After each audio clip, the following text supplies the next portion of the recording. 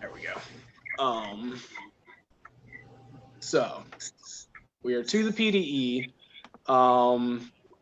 Prior to client walking in, you should have already looked up the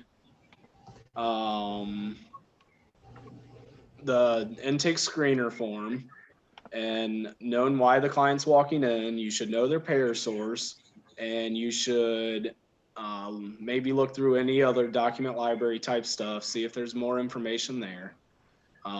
You should be very prepared for sitting down for the PDE.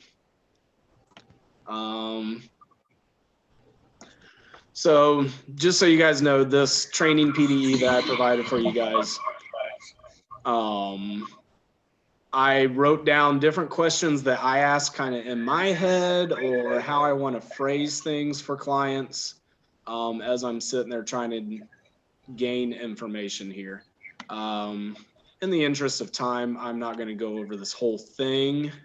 A lot of it's self-explanatory, but I do want to open up. Maybe you guys can raise your hand if you have questions as we go through each part. I would like anybody to offer specific things that they like to ask or how they like to ask to get information, and I'll try my best to provide areas that we have to get information. So,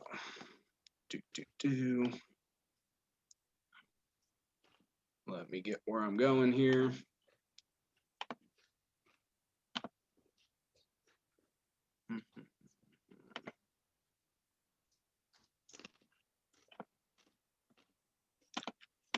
There we go. So, Mr. Stephen Tess's child PDE here. Of course, we want to get referral information. A lot of times we can already know that thanks to Tara from the intake screener form. Child description of problem. A lot of our children will not provide information here, but if they do, I really like to quote the kid and provide any insights that he gives or she. And then family, I typically say something like, in a nutshell, describe why you're here or what brings you here. Maybe describe some of the behaviors that have, prompted you to look into receiving services, describe your child, whatever. Living situation, pretty self-explanatory. Be thorough. Down here.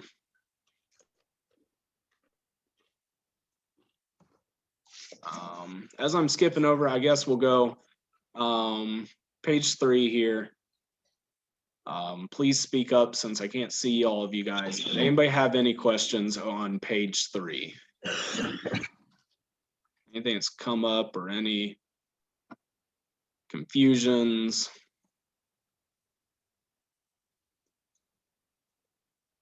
No? All right. First thing I want to hit on is other family concerns. I know these questions can be uncomfortable, but they are very important. Actually, to be honest, every field that is provided in this PDE does have specific reasons why it's there. Earlier this morning, Michelle talked about all the different entities that we're involved with, whether it's the mental health board or the DD board or the county or whatever. So our paperwork does tend to be very thorough because it has to cover all of the needs of all those different areas. So really making sure you're asking these questions. You can let parents know or clients know that you have to ask these questions. It's part of the process and part of what their payer source requires in order for us to provide services. The other thing to note with this stuff is that just because it doesn't pertain to maybe what you're doing on that day or what you plan to do, you don't know how it might pertain in the future. specifically these family concerns, I know I personally use these, or I look very closely at this if I'm writing up a psych report for clients, as it can be very important to know if there's any sort of problems in these areas. Or not necessarily problems, any pertinent information.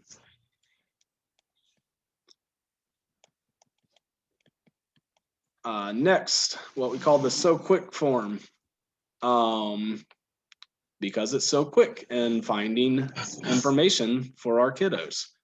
Again, I want to really reiterate that you guys don't know while we're doing this how this information might be useful later on.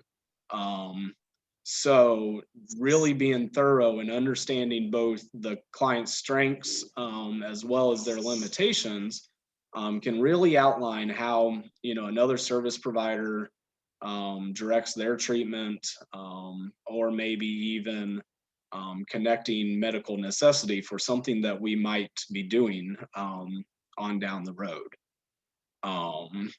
I mentioned medical necessity there. That is important through all of this and goes back to that magic term, the golden thread. So specifically, if I do a PDE here, and maybe on down the road, one of you is providing CPST services for a client, and let's say you're working to help that client, I don't know, what's a good example? Maybe you're working to toilet train that client. If I don't mention anywhere that this client's not toilet trained and that this is a required need, we can't work on that. We need the documents that there is a medical need in order to provide the services that we're providing. So like I said, being thorough. Now, as I say that, it's also important to note that we can miss stuff.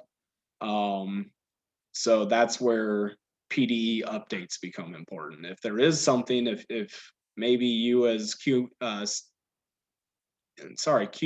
staff notice that a client is having difficulties with, you can let the person know in charge of the ISP, and we can call up the parents, do a Pde update, and get that documentation in there to make sure that medical necessity is there, as well as connect that golden thread. I know I've said golden thread a lot, told you I will.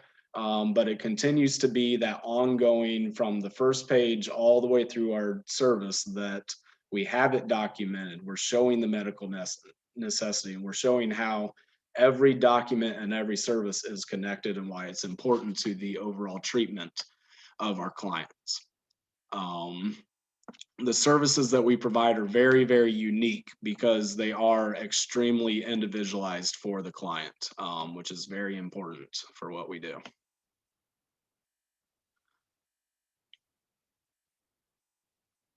So if you haven't gotten it yet, be thorough. Next, pertinent developmental issues. I love this part of the document as it breaks down different age ranges for our clients. You can really get specific in asking parents or the client things about their developmental past. One thing to note is that the adult form does not have this. It just asks for developmental issues. It doesn't prompt you per age. I would urge you, if you have an adult, to still picture this form in your head and go through these different age ranges and ask some specific questions.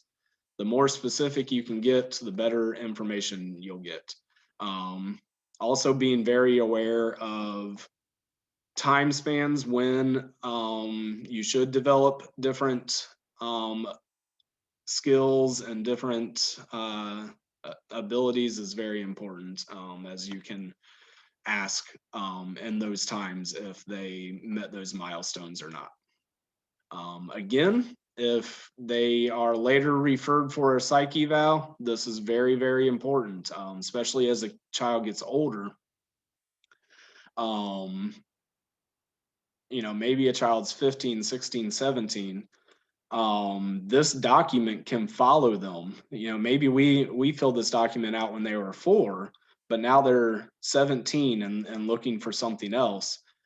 This is still a legal document that documents things that were going on during this time. So it can be very helpful for someone way far into the future before, after we even have anything to do with them.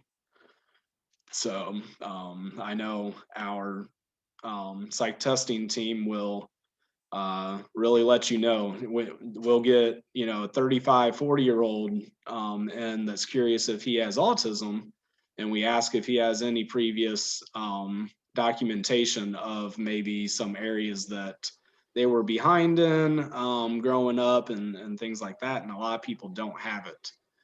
This can be one of those documents. I have a question. Please. So just because I've run into this, I have a couple clients that are adopted. I just where to document that, because I just put it in, because I could see there'd be like a bunch of different places where to put it, but just to have a consistent spot to place information, because obviously mother might not necessarily have information on pregnancy, and like I've put it in that section, like this is why there's no information on that, but just where else to put like that. Yeah, absolutely. First, to answer your question, that's been addressed in the new intake paperwork whenever that comes through, so that'll be helpful. So if they are adopted, there can be a couple things there. So sometimes I want to also let people know, like, client's adopted, but parents have not let client know that yet. So stuff like that. As you mentioned, it can be there are different places that you can put it. When that occurs in this document, I just try to be as consistent as possible. So if I feel like it's pertinent in one area and then later on I feel like it's important again, I like to put it in there, because the more you can reiterate something, the more chances it's going to have to be read and seen and everything else. But in primary household here, sometimes I might put father in parentheses, adopted father, something along those lines. Or where is it at here?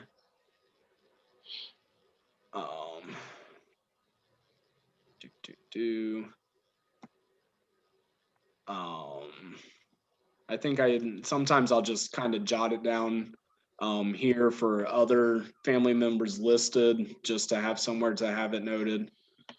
I feel like there is somewhere I put it specifically though.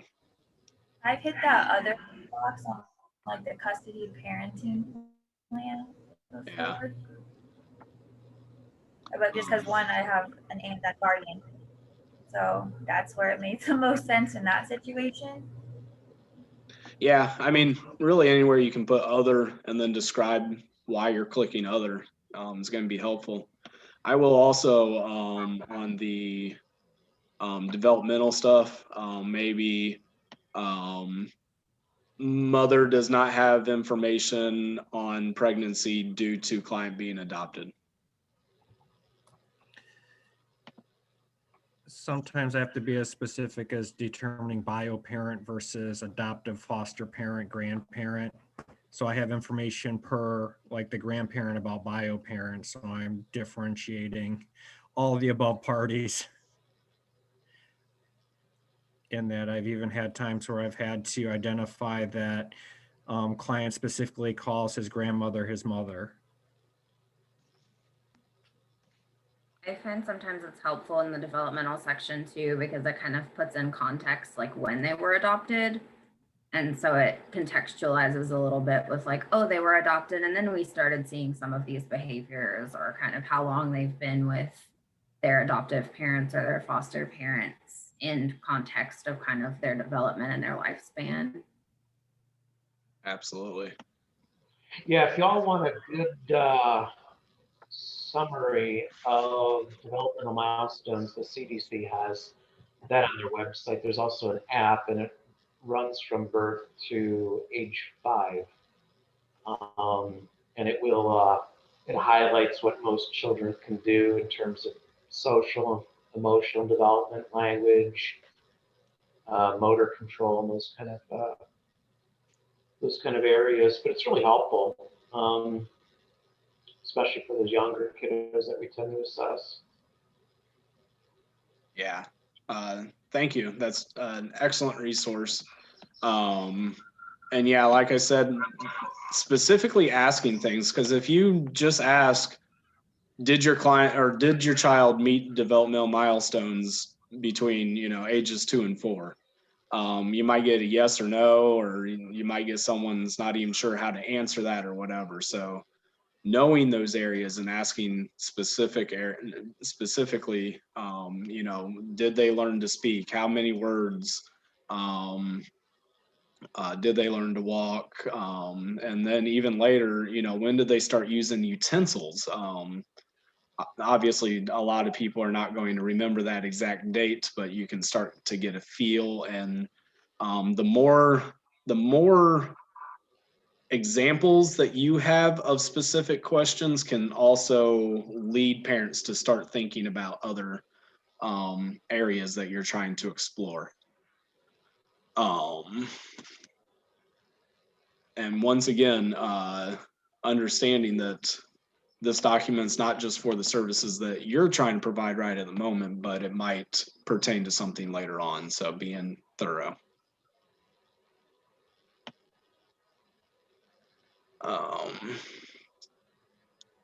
If you haven't gotten it, be thorough, be thorough, be thorough. Same thing with school stuff. Legal. I'm trying to rush here. I'm not gonna get as into depth as I had planned, but I want to get down to let's see here.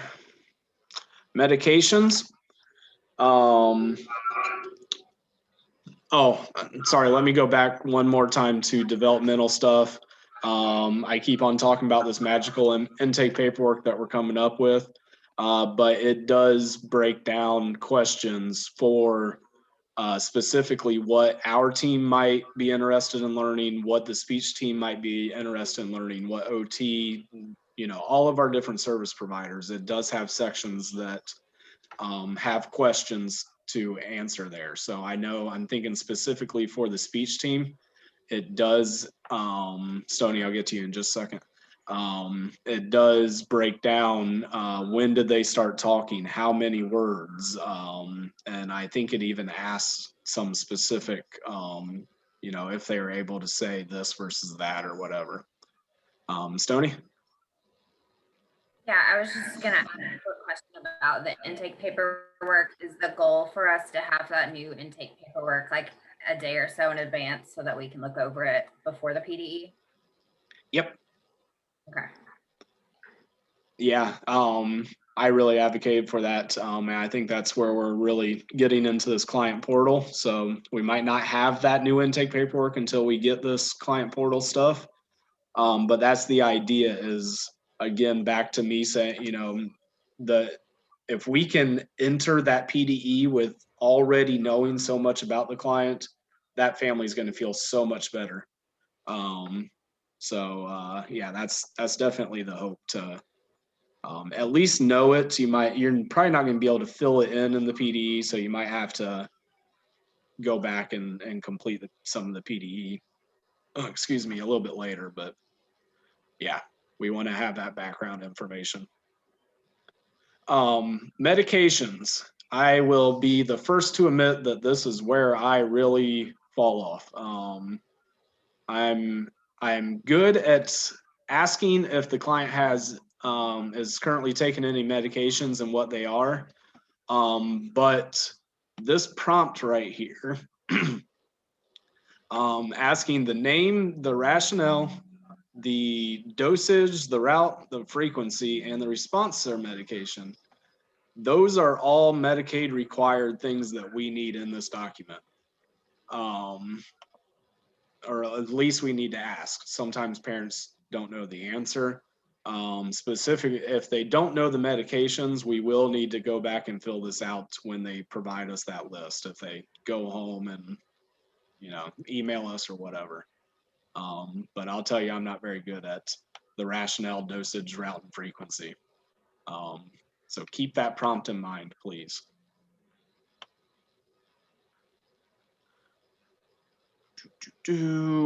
Alcohol and drug history. Abuse history is obviously very important. Another uncomfortable thing to ask, but we do need to know. Can be very important. Also, like when things happened. Once again, as Stoney pointed out, knowing when trauma happened can help explain emerging of new symptoms. My favorite part of this, the problems checklist, really goes into depth on some specific areas. Be thorough, ask all of these questions. And let's see here.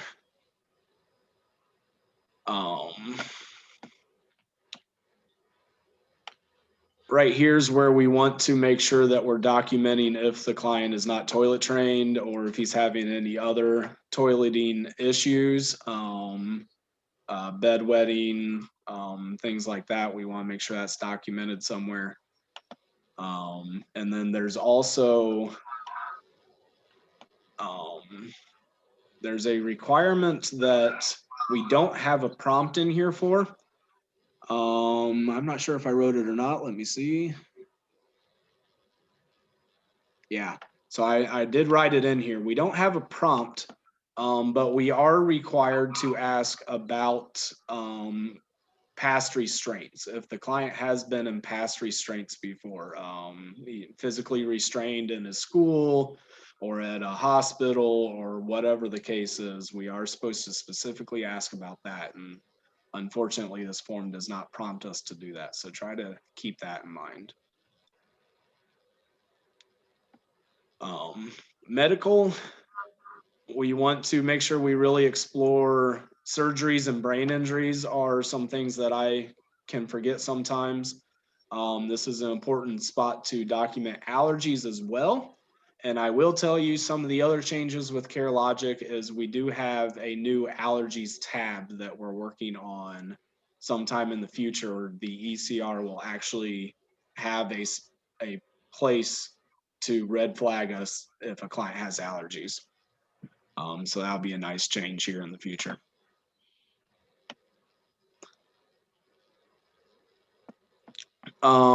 This deficit area seems kind of small, but important to click where their deficits are and kind of reiterate what you've observed or what's been reported, again, as that golden thread in medical necessity.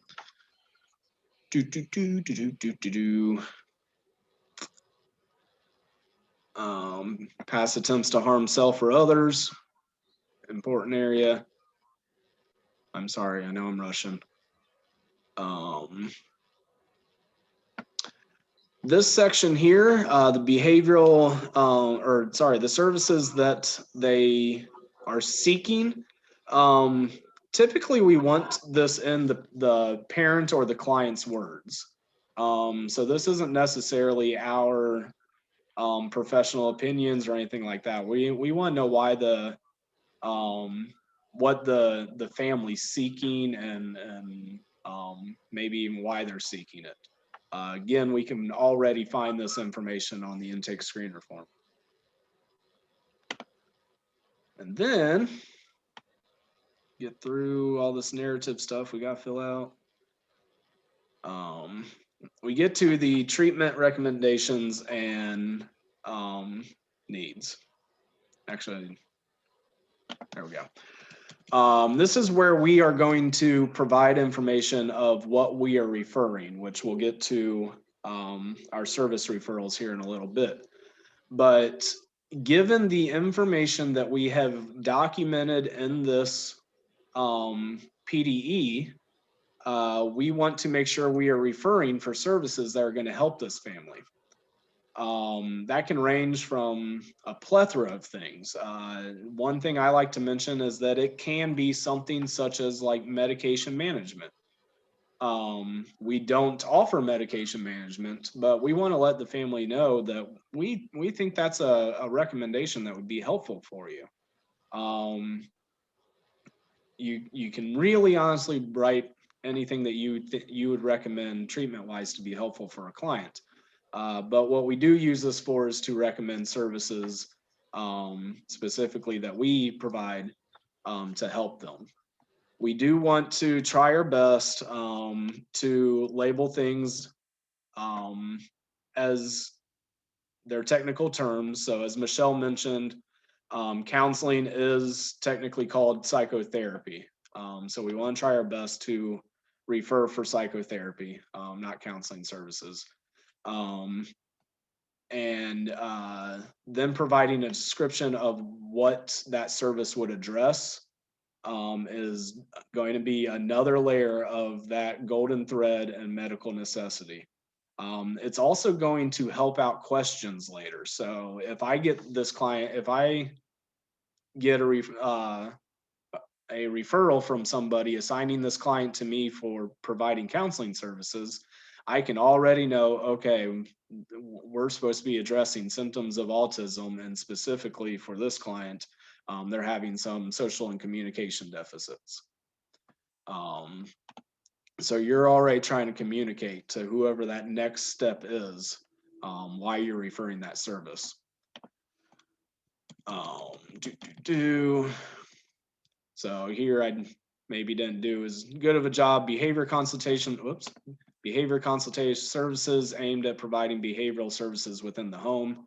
Maybe I might say behavior consultation services aimed at providing behavioral services within the home to address clients' oppositional defiance towards mother when prompted to do chores. I don't know. But directing people how that service might best be utilized given the information that you have. I try to outline as many services as I could. Sometimes we only have 5 boxes, so sometimes you do need to kind of lump them together. Try not to do that, but we only have so many boxes. Next is the parent and guardian's response.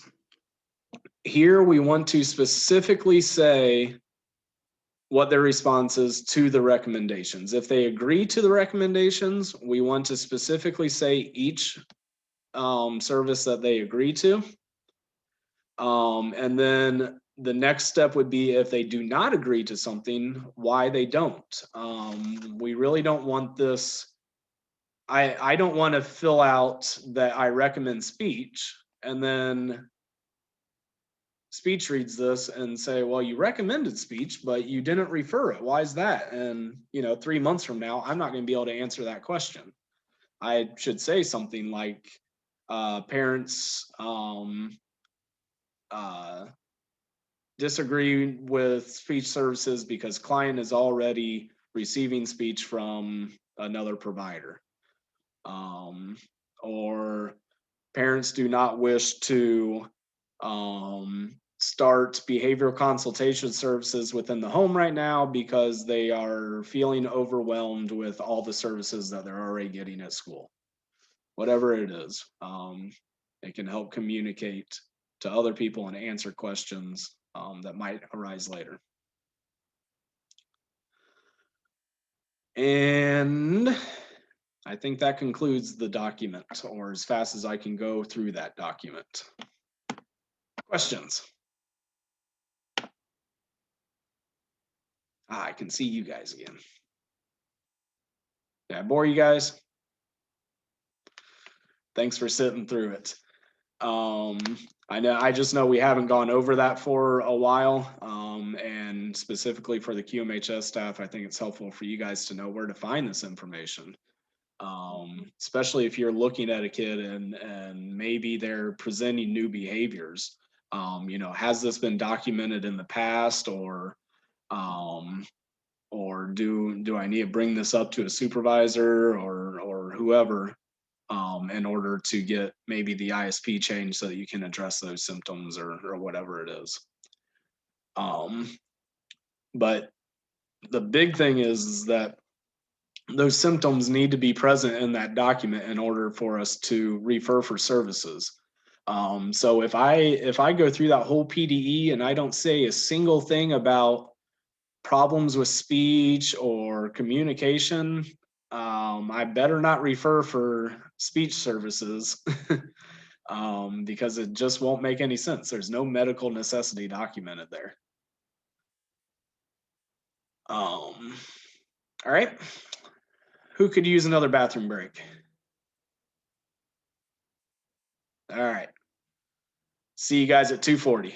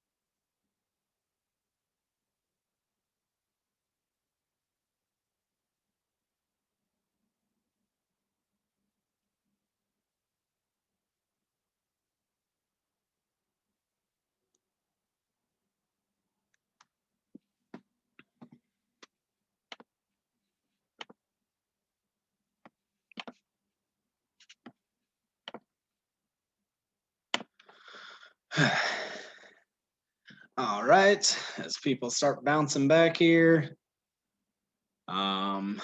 Sorry that well, I don't know if you guys mind that I'm really rushing and talking fast here. Trying my best to hit the 3:30 mark here, which I hope you guys appreciate. I'm personally going to continue to be available until probably 5-ish or so. So if you guys want to hang around afterwards and ask some specific questions or go over something in a little more detail, I'm more than happy to. I do just really want to make sure this whole kind of process is streamlined and we're on the same page. There's so many of you that I talk about the same topics to, but you know, if you talk to somebody one day and somebody the next day, the information is slightly different. So this is just a very good opportunity for us to all make sure we're on the same page. So with that being said, we have now completed the PDE with our client.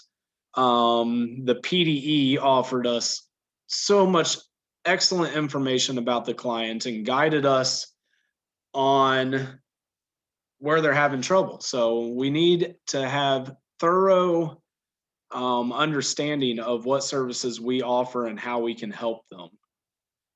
So I shared with the majority, well, with my team. Joe, are you back? Where are you at, Joe? There you go. If you find it helpful, you're more than welcome to share the electronic referral protocol that I typed up with the rest of the team. But I did type up another pretty thorough document that I shared with you guys earlier in the day, titled the Master Electronic Referral Protocol. Nice title, just rolls right off your tongue. So the purpose of this document, I'm not going to go through it all, but I really wanted to try to provide a description of the services that we provide, as well as some focus areas that you guys can keep in mind while you're in the PDE of, you know, if this comes up, then it should kind of like ting, bring a light bulb on your head that maybe I need to refer for that specific service. Our team specifically, I think psychotherapy and case management and CPST and testing, we all have very good backgrounds on. But the other services that we provide, the first one listed there is speech. You might want to read through some of those focus points because there might be some areas there that you don't realize that our speech team can help work with a family on, and that we might want to provide a referral to speech. One specific one I always make sure I hit on is difficulties with eating and food textures. Our speech team is skilled to work with clients and families on eating behaviors. And I'll tell you, maybe one of the most consistent things during a PDE that I hear is if a client is diagnosed with autism, that he's a very picky eater. He only eats chicken nuggets. He will not eat vegetables. It might be an opportunity to refer to our speech team to work on some of that stuff. It might be a texture thing, or they are even skilled in understanding how the muscles in the mouth and throat work, and might be able to provide how to exercise those muscles in order to be able to tolerate certain textures or whatever might be going on there. I'm not going to pretend like I know anything about it, but that's why I refer to a different team, because they are the experts on it. So if those things come up, you know, it can start a conversation about, hey, look, you mentioned he's a picky eater. If you're interested, I'll refer you to the speech team.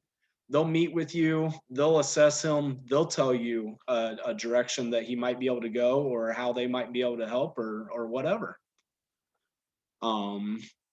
So some uniqueness there with some of our teams that we might not always think of. Occupational therapy, they have some stuff pertaining to eating too, which I didn't realize. But things listed there. Physical therapy, I'm not sure if we're offering at the moment, but still, like I said, some of our referrals don't have to be for our own services. Or we can refer for, hang on, Tara.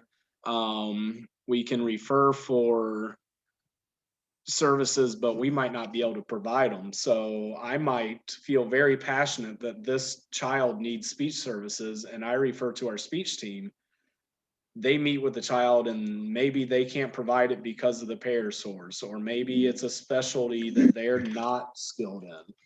They are still going to be the best people to then provide referrals to the next step. And that's how we can help make sure this child's getting the help and services that they need. Yes, Tara. I just wanted to let you know, because I was kind of curious about that. I had someone who was referred for PT, and we are doing PT currently. We particularly, like HTS ourselves, don't have a physical therapist, but we kind of contract that out. So go ahead and still make the referral for PT if that's something that you are interested in. And I give that information to Becca and her team, and they know who to contact to kind of get those PT services going. Thank you. You're welcome. So yeah, that would go to Becca. But yeah, even if we did not provide physical therapy, if you thought it was something helpful, then you could still get that information out, and we'd figure out how to connect them anyways. So yeah. So anyways, like I said, I'm not going to go through all these different things. You guys definitely have the abilities to read through this and use it as a tool for yourselves in whichever way you see fit. I just really wanted to outline. I will say one thing that I did not outline on this, I started to, and then I changed, was which service or which payer source each service accesses. And the reason that I did not provide that is that you want to do your best to understand how the payer sources are used with each of our service providers, but we don't want to limit that in our referrals. We don't, if a 5-year-old comes across our plate that has autism and we feel like ABA services are the best therapeutic approach for them, we still want to provide that referral. And we still want to connect them to the people that know that service the best. And then once again, they can take that next step in figuring out how can they help, how can they provide the service or whatever is going to happen in that situation. We really don't want to get ourselves in trouble of, not referring somebody for a service because we didn't do a thorough job of, seeing how it can be accessed, because, we can't know everything. One very big example of this that I will let you guys know is specifically ABA services. A lot of times people do not have the funding specifically for ABA services, but there are many other avenues that we can take to still provide ABA services. And I don't know all of those avenues. So I want to make sure Michelle and Brittany and Sam and all them get that information so they can try to help that kiddo. Lastly, on that form that I shared with you guys, it does tell you who to send the referral to, as well as some additional notes on the bottom of maybe some additional people we need to provide on that, the electronic referral. So they get to the right people, and so that we don't lose anybody in the mix of trying to refer them for services. Just as a courtesy, if you guys keep this in your mind, if you forget, it's fine. It's not a big deal. But Miss Becca Peck did request, if you are referring for her services, if she could be the last name on the list when you complete the referral protocol. The reason is that only the last person on the list can add people to that list, and she likes to send that referral to then the clinician that's going to work with the client. So like I said, if you think about it, great. If you don't, it's not the end of the world. Referrals, questions. That is literally as fast as I can go over that. Awesome. I'm doing just a great job. No questions, nothing. Next note on referrals. So hopefully you guys all know where to find those electronic referrals. There is a description box. So you click on who you're referring, and then at the end of that first page, there's a description box or comment box, I think it is. Stony, I'm going to give you a hats off. I've actually heard 3 people comment on the comments that you document there, and how easy it is for them to understand why you're referring or what's going on. That is definitely our opportunity to tell the person, tell the service providers what any specifics to the referral.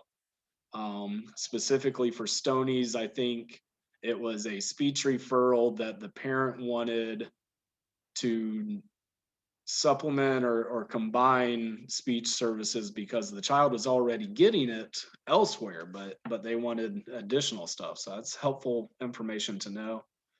It's also helpful to know how the family wants to receive a service. So, do they want CPST within the school, or do they want it at home, or do they want outpatient, or definitely no more than 1 hour a day, or yeah, we want 24-hour care, or any specifics like that can really be helpful. Third note on referrals, or I guess the next step of referrals, is our Psych Reports. So we have a number of people in our virtual room here that complete psych evals and Psych Reports. This is another chance for you to thoroughly understand a client and the services that might help them. So at the end of all of our Psych Reports, we do provide a list of treatment recommendations, or what they might need to do to move forward after a report. Excuse me. We really do want to make sure that, again, we're using this opportunity to try to connect these families to the services that are going to help them. And then, of course, go in and provide that electronic referral if the parents are interested in those services. Last opportunity for referral is maybe the QMHS staff here or other service members. Maybe they come to us and say, this kid just suddenly experiencing really a lot of difficulties with blah, blah, blah. I think they would be great if they could receive such and such service. We can generate a referral for that, but I want to go back and remind you guys of the golden thread. If these are new behaviors or somebody's got a new observation or whatever, then we definitely want to go back and do a diagnostic update first to outline those symptoms and behaviors, and why we are referring for that service. And if it's a branch service, it may not, a referral that gets generated maybe within the community because they may not be provided or able to be provided at that specific location. So I'm pretty familiar with, I know in Erie County, most of the services there, not so much Lancaster, but I, know that I have the ability to find out. Yeah, absolutely. And that all goes into, we want to be providing the best overall care for our clients. So that doesn't necessarily mean that we have every service and every possible way to help a client. So yeah, it's very helpful to reach out to the community and whatever else. Renee? We're talking about referrals, and you said, well, maybe the parent wants speech in the home. Is that an option? And if so, I should know that. Right now it is. Is it okay? You mean telehealth or in person? They're doing telehealth right now. I'm not too sure. This goes back to, you know, we can't be experts on everything. Right. No, I'm curious. Yeah. Yeah. Every So once in a while, I have a parent that prefers that, especially pre-COVID. Like parents of youngsters would be like, yeah, in home, yes, please, come to me. Yeah. Okay. Yeah, the answer is I don't know for sure. I would still refer and ask Becca, like, hey, would you do this? Okay, and cool. Actually what would come out of that is, you know, if we started getting a lot of referrals for that, then we're just going to hire someone to do it. Okay. That's one way to look at it as well. You know, if our radar gets up that, hey, here's a new service opportunity, new way to reach our clients, we have plenty of interest, then yeah, we'll figure it out. Okay.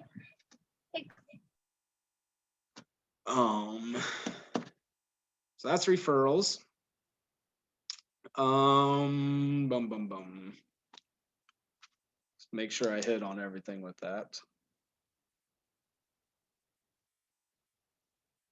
Referrals after services started.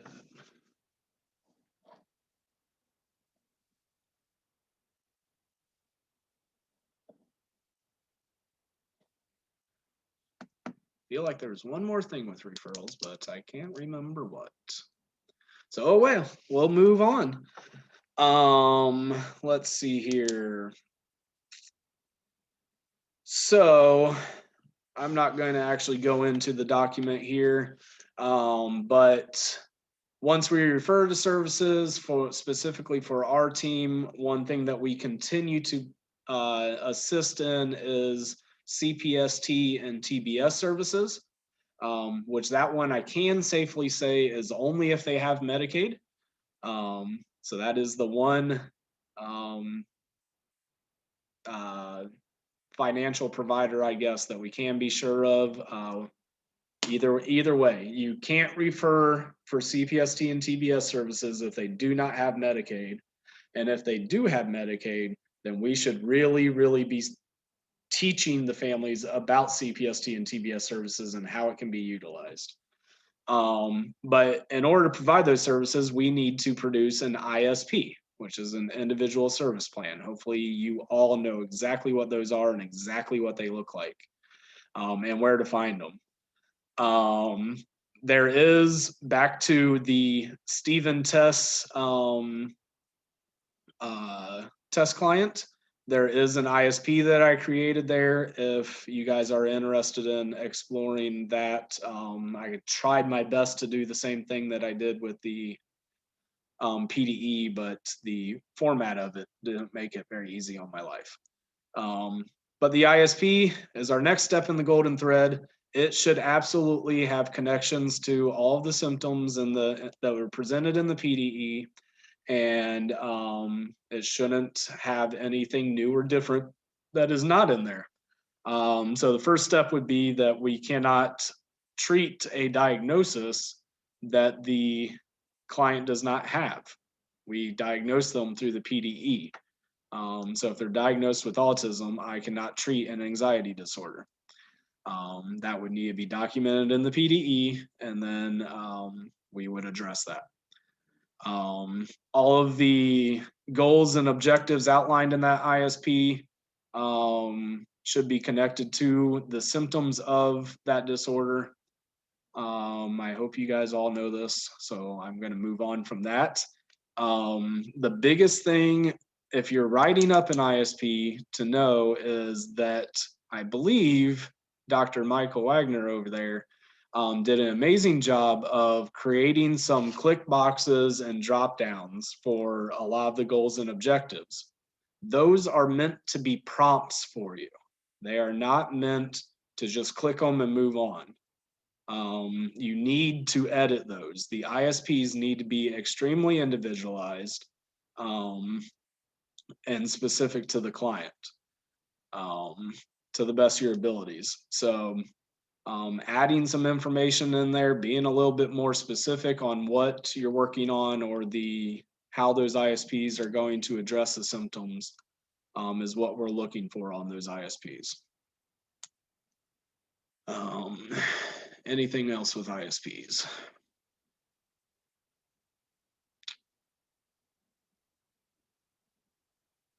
I think that about covers it.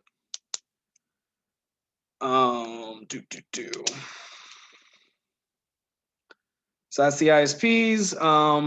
There are, just because of formatting issues with the ISP, there are some clunky areas that we continue to try to work with or work around. One thing, I guess a couple things for the QMHS staff that are here. Anytime you see anything odd with it, always contact the person that created the ISP and see what needs to happen with that. A big thing is if the goals and objectives don't populate, you want to be asking why that is. There might be a reason, or it might be something that we messed up on, but you get fixed as soon as possible. Let's see here. Can I also add that when you are choosing your goals and objectives, that you pay extra attention because there may be speech goals and objectives and you have to differentiate between the two? Yeah, knowing what you're working on and making sure that it is that service is provided under whatever it is. So there could also be different goals and objectives for, say, counseling services to CPST services. So really talking with whoever created it and having a clear understanding. You should also have a clear understanding of which goals and objectives you're going to work on before you step in the room with the client.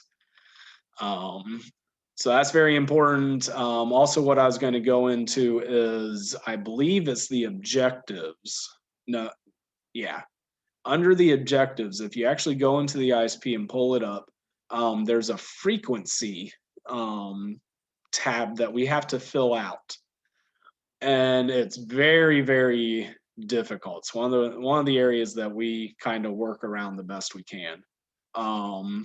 So we can put something in like 1 to 2 hours a day, or 1 to 2 hours a week, or 5 to 10 hours a week, or we can really put anything in there. But we want to be as accurate as possible. It doesn't have to be perfect. It doesn't have to be absolutely correct every single week, because there is some fluctuation there. I know all of you QMHS staff can understand that. A client might not show up one week, or maybe just his needs change throughout the week, or whatever might occur. But if you guys ever do see any extreme differences in that area, then we do need to change it. So if I would say, this client's going to receive 1 to 2 hours of CPST a week, and you're providing 5 hours a day, we want to make sure that gets corrected. But typically we try to provide a fairly big range to fit that in. We also cannot use as needed, so we do have to specify a time. As needed is not a good enough time, Medicaid says. And yeah, I think that's it. Questions on ISPs? Excellent. I have a question. Angie? Sorry. What about specific to like the licensed providers with assessment? Like, I think one of the phrases I have used, like if I know it's a kid that's going to have a lot of changes, like assessment of need as needed, or should I put like once a month, or? You should not be using assessment of need at all. Okay. So don't click that anymore. Okay, that's easy. If anything, it'd probably be once a year, but we don't use that anymore. That's assessment of need is not a technical Medicaid service, so we don't have to worry about it. It'll fall under CPST and case management. Sorry. All righty. So that runs through. We have now connected all of the dots for symptoms, diagnoses, services that we're recommending, how we're going to provide that service, and outlined our goals and objectives that are individualized care for the client to receive services. And now they're receiving services. You guys are doing an excellent job. And the client has graduated services. He no longer needs us anymore. So then we're going to fill out a discharge summary. For those responsible for the discharge summaries, I think you all have a pretty clear understanding of how that goes. Monthly, to the best of my abilities, I try to send out reminders to you guys if a client has not received services for a while, that we either need to be checking in with them or that we might potentially need a discharge. Criteria for discharging could be that they graduated. It could be that a client has asked to stop services. If a client is no longer communicating with us, our policy is that we need to attempt to communicate with them 3 different times to try to set up a session. Or if they no call, no show to 3 sessions, then we can discharge. Other things, a client might move away and not be able to reach services anymore. Payer source may fall out and they might not be able to afford services anymore. Whatever, but we want to stay on top of our discharges. A big note, as Dawn jumps back into the picture here, is if we do discharge clients, that we let the billing team know. They have a couple things on the back end that they need to do and clean up in order to keep CareLogic operating as nicely and smoothly as possible. There's also a Medicaid ineligible list that gets sent out every month that we prompt you guys to scan over real quick and see if you have any clients that have been discharged. You let Dawn's team know once again if you do discharge a client. Anything else, Dawn? She just ran away from me. I know, I clicked on the wrong button. Yeah, it's really important to let me know or my team know about the Medicaid, because each month when we check them, we get charged for those. So if a client has been discharged, let's get them off the list. I know it sounds silly, but every penny we save is better for the company, makes it so. And if you ever have any questions, you can just reach out to me. I'd be glad to answer them about that. Thank you, Dawn. So yeah, very important. As she mentioned, every penny saved is important. Actually, that's money that often goes into our pockets. So think of it that way. Whether it's either goes into raises or probably more goes into a lot of the different things that we ask to buy throughout the year. Discharging, dun dun dun dun dun. Dawn mentioned the prior auth process. Since we have Dawn here, I think I'm just going to bring that up as a standalone topic here. Does anybody have questions that they would like to ask Dawn about the prior auth process or anything along those lines?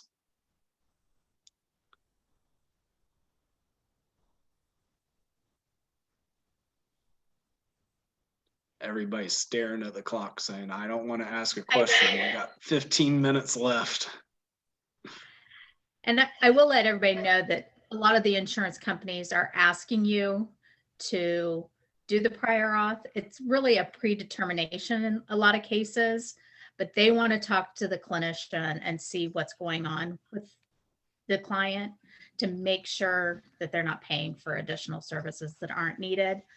I know it's a pain, but it's what we have to do, unfortunately. I'm in the process of working on getting everybody their own logins to the different portals, because there for a while we were getting kicked out of several of them and we were doing password changes a lot. So, but again, just reach out if you have questions about the prior auth and we'll double check for you. Renee? Question, Dawn, about insurance. A lot of families, not a lot, but have been postponing their psych evals. So how do I know whether or not their health insurance information is current? I would suggest reaching out to me. Okay. We'll check when the payer was added in. Yeah. Especially, there were several that came in around October. Yeah. End of the year, we always want to come back and in January, have us recheck all the benefits. But yeah, just reach out to me and we'll just double check. Also with that, make sure you're looking at your authorization dates, and we upload them. There is a prior auth section in CareLogic, but we also upload the actual authorization into the document library. No, I understand, but is there a time, should I just let you know in advance of all of my psych evals, like, hey, can you verify these? Or how would I know how much time has passed between when benefits were checked and when the psych eval is happening? If you go into the actual message board, Okay.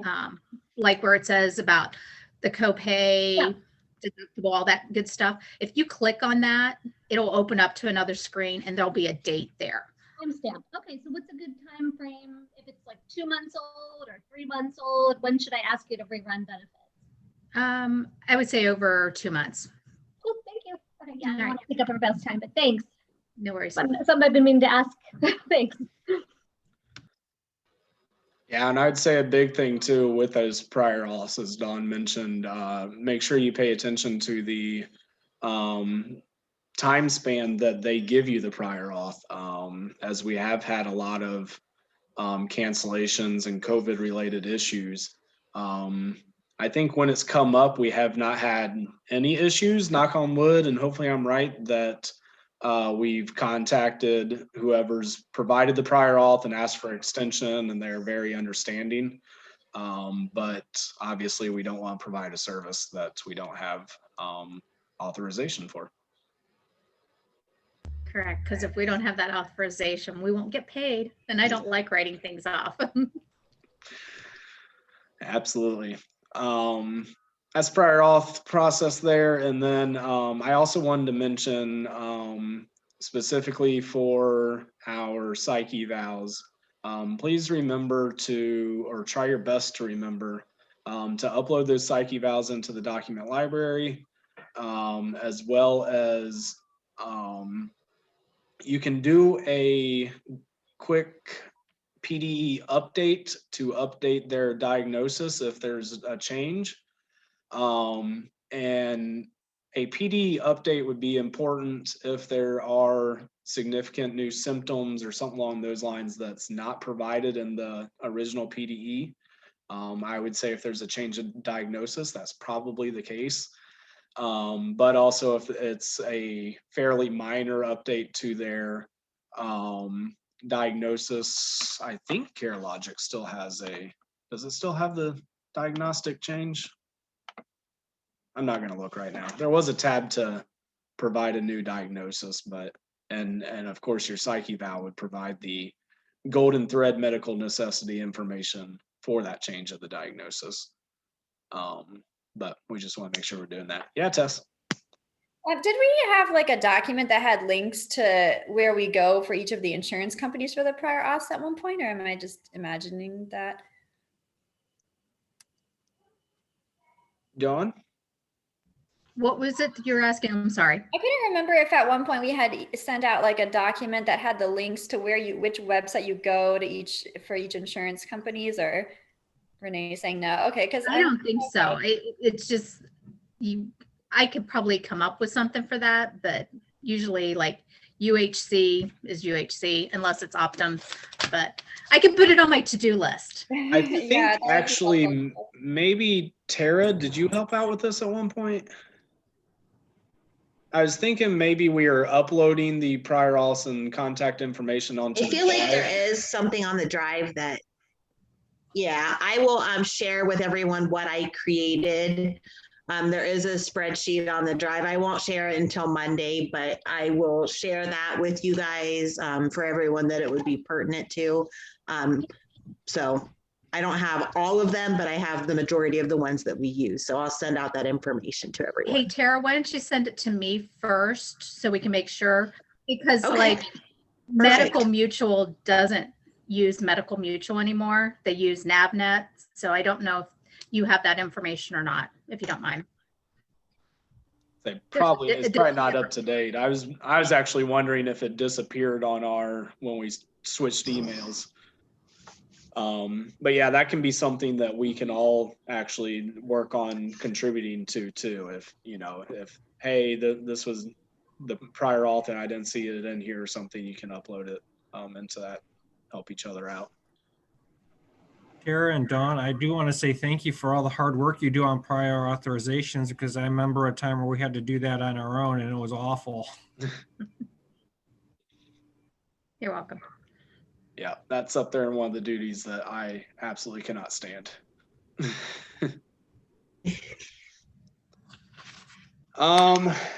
Folks,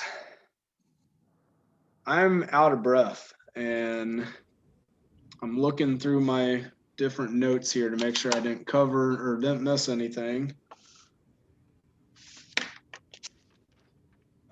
So anybody feel free to add anything while I'm looking if you want. But I think we're doing pretty good here. I was curious, Trevor, did you ever find out how we're supposed to put our hours for today in Paycor? Oh, I wasn't promising I'd find that out today. I haven't been able to stop since about 7 o'clock this morning. I mean, I figured you had a couple minutes free. You haven't really been doing You had a potty break, Trevor. I mean, come on. No pressure. I was just curious. I just put it in as a regular 8 hours worked. Okay. Yeah. And I think that's what Michelle was shaking her head to, Trevor, when you originally said that. I saw Michelle shaking her head in agreement with you to just put it as a work day. Yeah. Feels like a work day. It is a work day, so that's good. Absolutely. It is a very forced upon you work day. Actually, we might even need to add it into the employee handbook. You're not allowed to take a PPL day on PD. Can't take PPLs on PDDs. That's no fun. I had a quick question about that. Are we able to edit because on Tuesday when we were out for Calamity Day, I just put in the regular work hours. I didn't put the DTO. Are we able to edit that, or is this just something going forwards? Let me think about that. If it would need edited, it would have to go to your supervisor. Joe, do you sign off on their? I do, and what I've been recommending to people to do in those situations is to contact Mindy. She is very kind and helpful, and that she will work with you on being able to get that taken care of. All right. And then the second question on that is, say there's a 2-hour delay. Do we put 2 hours DTO and then the rest as a work day, or? Yes. Cool. Yep, you got it. Yeah, and actually that's more for like recording stuff on the back end. So it's not gonna affect your pay any, whether it's, if you accidentally put DTO on a day when it actually is a work day, it's not gonna affect your pay any, but it's pretty important on the back end for us to be able to run long-term reports. So we're very hopeful, to have 5 years worth of data to understand budgeting and how many days we can actually expect, you know, to have productivity and all that good stuff. And the end of our week needs to equal 40. Yep. Hey, Joe, I think in my conversation with Mindy, the takeaway was I had already entered my 8 hours all week, and then I went in and put my DTO in. So to clarify for Aaron, I don't think you're going to put in 6 hours. I think you would still put in 8, but I could be wrong. But mine has 8 hours in and then 8 hours DTO. So you might want to email Mindy. Yeah, you wouldn't put 8 hours DTO and then also 8 hours that you work that day. Is that Okay. All right. Yeah. Yeah. Yeah. I just didn't want Aaron putting in 6. Well, he would, so for the 2 hour delay, you would put 2 hours of DTO and then 6 hours of regular work, which would equal 8 hours for that day. Okay. Am I missing something? I'll email Mindy and try to get her opinion. I'll let you know on Monday too, okay? That is the right answer. Aaron's got the right answer. Email Mindy. I need to quit pretending like I know what I'm talking about when it comes to HR stuff. But yes, Mindy is very amazing, and she very much wants to be accessible and, you know, the title of HR. She wants to be a very helpful resource for you guys. So don't be afraid to reach out. Don't be afraid to reach out to anybody. So Tara for intake and ECR stuff, and Dawn for billing stuff, and me for if you're not sure who to talk to, or if you just want to talk. We're all a team, so that's the point. And that we're going to continue as we talked about the referrals. We're going to continue to become much more of a whole team. As you noticed, maybe for the first time in a year or two, we've did a PDD day there with everybody involved, and we all want to be able to reach out to, you know, the speech team to learn a little bit more about speech, or the ABA team to learn a little bit more about behaviors or whatever. So I guess that's a perfect closing statement for me. We're going to continue to work to be a multiple disciplinary team that really relies on each other for all of our different specialties. And that's where we're definitely going to be moving forward to in the next couple years here. As always, for me, I will hang out here. If there's any additional personal questions, actually, I'm going to go to the bathroom real quick. And then actually, I've got a little bit of time, so if anybody's interested, I'm also going to hang out here if you guys want to have a little bit of a behavioral health happy hour. And with that, I'll hit